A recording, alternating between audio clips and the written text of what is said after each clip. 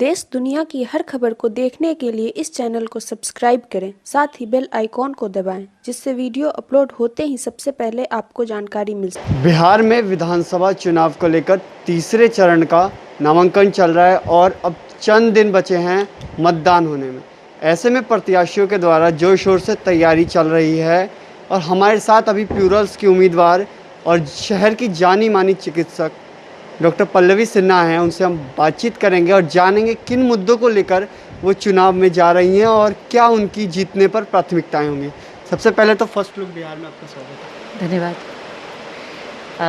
तो किन मुद्दों को लेकर चुनाव में जा रही हैं? एक नई पार्टी है और आप लोग किन मुद्दों को लेकर चुनाव में जा रहे हैं? पहले तो पार्टी से मैं मुद्दों के कारण और उसकी विचारधारा के कारण ही जुड़ी हूँ और हमारे पार्टी का जो सबसे इम्पॉर्टेंट मुद्दा है वो है रोज़गार, क्योंकि बिहार में और हमारे जितने भी युवा युवती हैं, सबसे बड़ी प्रॉब्लम है कि उन लोग के पास रोज़गार नहीं है।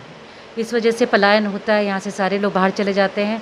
बाहर अलग अलग परिस्थिति में, प्रतिकूल परिस्थितियों में काम करने पर, रहने पर मतलब बहुत मजबूर है। और आपने देखा भी होगा अभी कि बहुत सारा वीडियोज़ आया है, मुंबई में काबा, बिहार में काबा। बेसिकली यहाँ अपना बड़ा बड़ा घर छोड़कर बच्चे जो अच्छी भी डिग्री ले लेते हैं, ग्रेजुएशन में तो कि उसकी कोई वैल्यू नहीं है, इंजीनियरिंग किया हुआ है, एमबीए किया हुआ है और काफ़ी टेक्निकल डिग्रीज हाथ में है, लेकिन बिहार में चूँकि निवेश नहीं है, उद्योग नहीं है, मिल्स नहीं है, कंपनीज़ नहीं है, इनफैक्ट सरकारी जो भी पोस्ट है वो सब भी खाली पड़े हुए हैं। तो बच्चे लोग जाएंगे कहाँ? तो उनको मजबूरी में बाहर जाना पड़ता है। वहाँ जाकर वो किसी भी तरह अपनी सिचुएशन को वहाँ पर स्ट्रगल करते हुए, बिहारी वाला टैग जो गाली खाते हुए और मेहनत करते हैं और उतना कमाते हैं जिसमें उनका खुद का गुजारा मुश्किल से हो जाता है, घर कहाँ भेज पाएंगे। तो सबसे बड़ा मुद्दा रोज़गार है। रोज़गार के अलावा शिक्षा, स्वास्थ्य, शहर का सौंदर्यीकरण, जितने भी शहर नगर को स्मार्ट सिटी बनाने का बात। रोजगार का मास्टर प्लान क्या है? रोज़गार का मास्टर प्लान ये है कि हम लोगों ने आप पर विश्वास करें कि आप ही को वोट दें।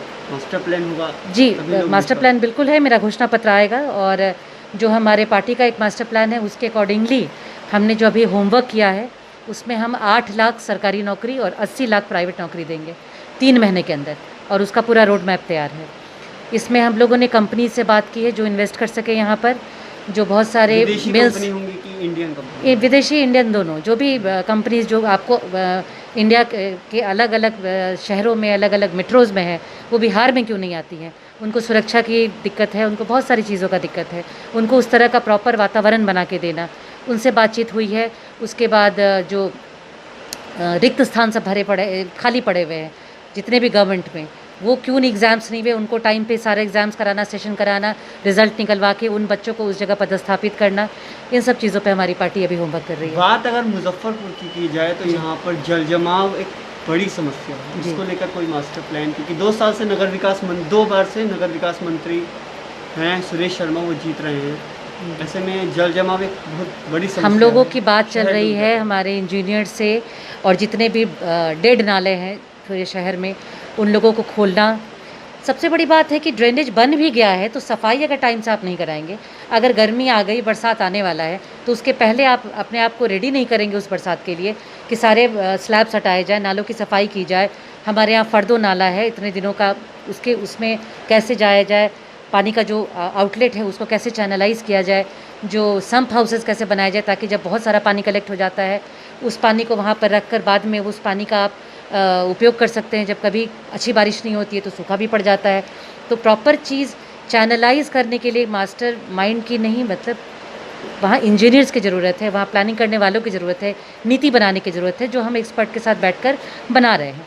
हमारी सरकार ने अभी तक तो कुछ बनाया नहीं, लेकिन हमने 1 साल की मेहनत की है और घोषणा पत्र आपके सामने बहुत जल्दी आएगा। एक पताही हवाई अड्डा था जो मतलब दरभंगा में चला गया, अब अभी तक मुजफ्फरपुर का। प्रधानमंत्री जी ने जब पिछला बार आए थे उन्होंने कहा भी था कि 2020 में मैं आऊँगा तो यह हवाई अड्डा बन जी, जाएगा। बहुत दुख की बात है। हम लोग को भी बहुत आस था और हम लोग को भी लग रहा था कि जब प्रधानमंत्री ने ये बात बोल दिया है तो 100% पता ही हमें हवाई अड्डा मिल जाएगा।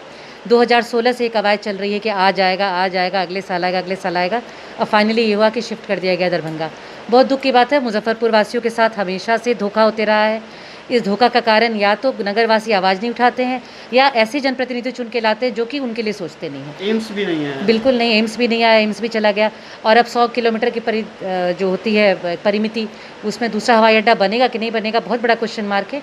लेकिन हम लोग ज़रूर कोशिश करेंगे कि मुजफ्फरपुर जैसे गौरवान्वित, जिसको उत्तर बिहार की राजधानी कही जाती थी, वहाँ तो कम से कम ये सुविधा बहुत ज़रूरी थी। मेट्रो का वादा है इस बार जी, उस पर तो मैं कोई कमेंट नहीं करना चाहूँगी, क्योंकि सड़क पे चलने के लिए जगह नहीं है, सड़कें ही नहीं हैं, तो हवा में चलने की बात तो खैर बहुत दूर की बात है। हवा में चलने की बात। जी बिल्कुल, मेट्रो मतलब फोटो शेयर की गई है नगर विकास मंत्री के IT सेल के, वो फोटो हैदराबाद या बाहर की है, जी मुझे पता मुजफ्फरपुर की चला। बताई जा रही है, उस पर क्या कहेंगी कि इतना अच्छा है, आपकी जानकारी है? जी नहीं, हम लोगों ने तो पूरी अपनी नज़र दौड़ा ली और सोच को दौड़ा लिया कि ऐसा रोड मुजफ्फरपुर में कहाँ है। अगर हम ये अपने रिश्तेदारों और अपने दोस्तों के साथ शेयर कर दें कि ये मुजफ्फरपुर का रोड है, तो कितना हमें कमेंट सुनने को मिलेगा और कितनी गालियाँ खाने को मिलेगी, क्योंकि जो लोग यहाँ आते हैं यहाँ से भागते हैं, कहते हैं भाई तुम्हारा शहर में 2 दिन से ज़्यादा हम लोग नहीं रह सकते, रहने लायक यहाँ है ही नहीं, चलने लायक है ही नहीं, तुम लोग रहते कैसे हो?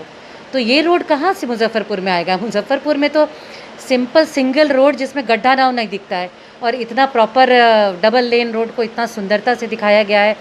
ये एटलीस्ट मुजफ्फरपुर की वासी इतने अंधे भी नहीं है कि आपने पिक्चर निकाल दिया और आंखों में धूल झोंक दी और वो लोग चुपचाप बैठे रहेंगे। इस पे काफ़ी ट्रोल हो रहे हैं हमारे नगर विकास मंत्री, क्योंकि ये फ़ोटो ही फेक है। तो ये थी प्यूरल्स के उम्मीदवार, जिनका साफ साफ कहना है अगर इनकी सरकार बनती है, अगर ये जीतती हैं, तो सबसे पहली प्राथमिकता होगी बिहार के युवाओं को रोजगार देना। 8 लाख से ज़्यादा रोजगार देंगी।